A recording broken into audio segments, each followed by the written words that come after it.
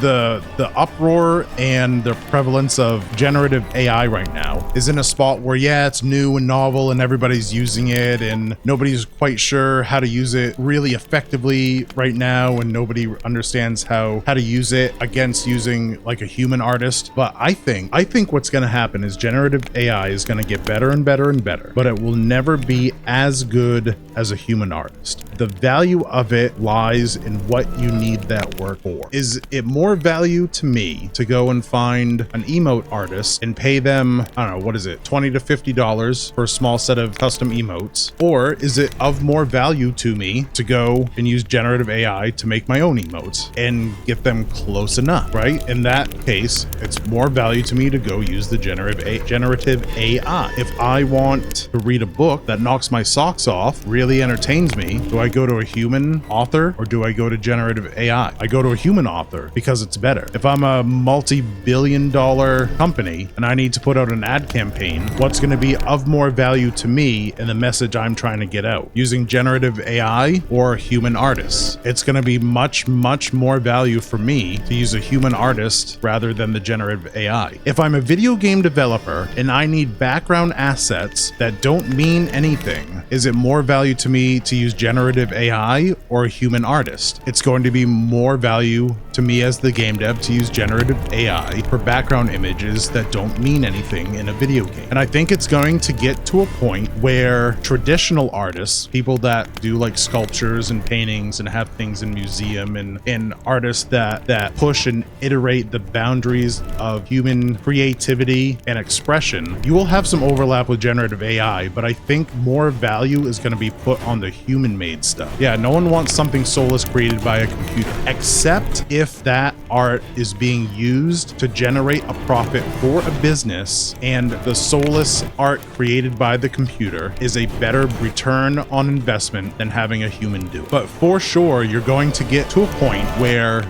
traditional art, classic art, somebody is going to ask, is it made by a human or an AI? And if you say I, you'll be scoffed at, because in classic traditional art, AI has no place, and it is very lazy to have AI do that for you. But there are definitely going to be business practices where generative AI is going to be way more valuable. So what you're going to have is, yeah, you're going to lose some commercial artists. You're going to lose some of their jobs to AI, but it's going to increase the value of human-made art. And I don't think a lot of people arguing against any generative AI at all understand that, because they're too busy ranting and raving about the immediate issue.